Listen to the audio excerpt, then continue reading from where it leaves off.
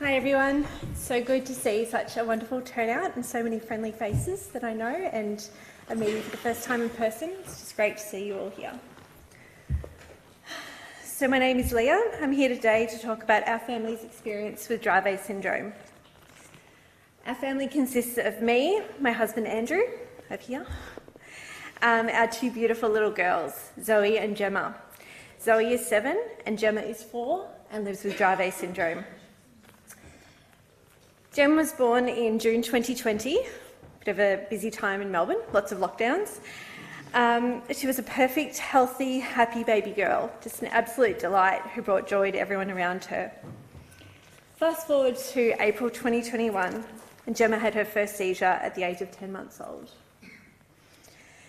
This was the beginning of a total nightmare for our family. We went from Gemma being perfectly well to having a one-off seizure, to having more seizures, to having epilepsy, to then being diagnosed with Dravet syndrome in less than 3 months. I felt as though my head was spinning and I was in a constant state of terror and dread. The next 18 months were basically what I would describe as hell for our family. Gemma's seizures increased massively in frequency and duration. She developed new seizure types and started to have up to 100 seizures a day, many of which would cause her to lose all tone and drop to the ground, causing frequent injuries. Anything would trigger her. Bright lights, her getting excited and happy, a hot room, a cold room, her moving too fast, something startling her. As well as these daily seizures, she would have a prolonged seizure and go into status about probably once every month.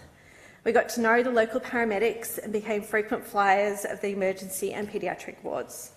Gemma was intubated and transferred to intensive care 3 times. We tried multiple medications, and not only were they not controlling the seizures, but they were also causing significant side effects, such as anorexia, insomnia, damage to her liver, and just general misery.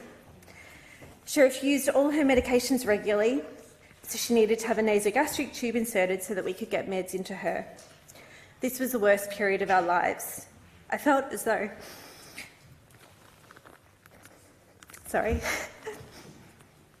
I felt as though I was failing her constantly, and I was devastated that this was a life my little girl had. So I'm generally a really positive person, but this stage of my life just nearly broke me.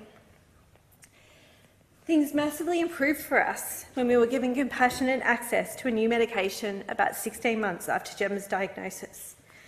Within a couple of months, when we got to the therapeutic dose, Gemma's seizures just stopped. It's now been almost 2.5 years, and in that time she's had less than 10 seizures total.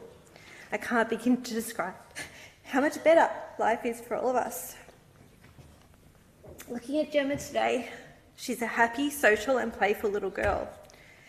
Watching Gemma play with her sister, go riding, her bike, swimming, go to kinder, these are not big things to most families, but to us they are so huge. As a family, we do not take the small, simple things for granted.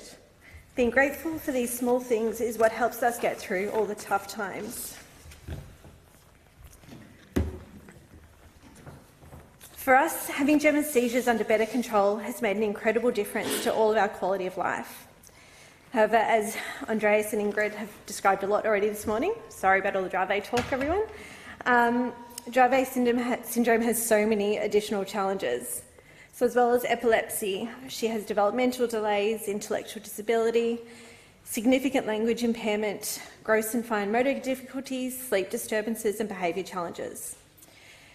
And of course, the biggest thing for us, again, as Ingrid has said, that constant risk of SUDEP and early mortality. The fear of seizures is always at the back of our mind.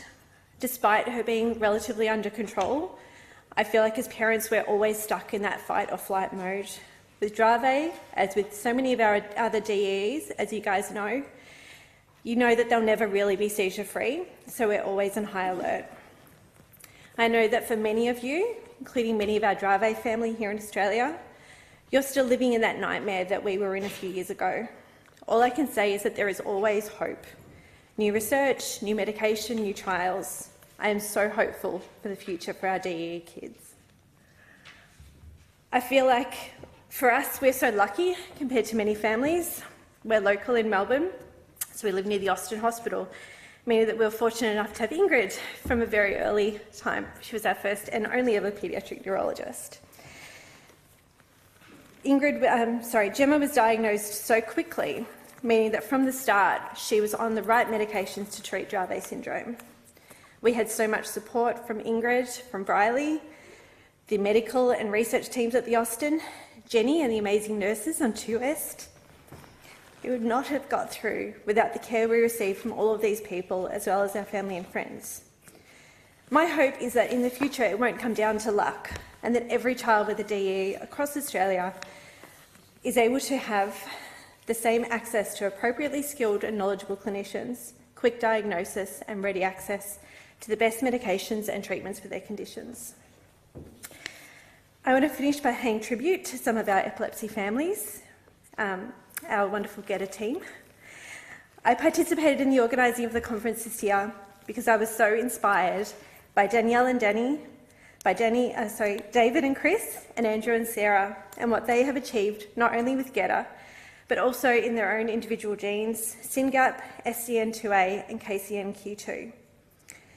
We, and I say we, because epilepsy affects the entire family, we are a group of rare diseases.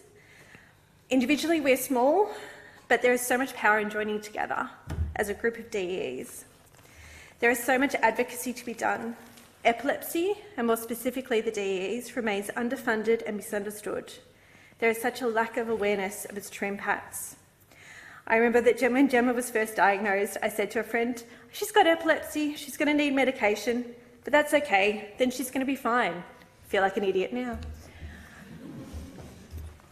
So the unique nature of DEEs requires specialised knowledge, and we need doctors, nurses and allied health staff that understand this, who can in turn help improve our health, education and care systems.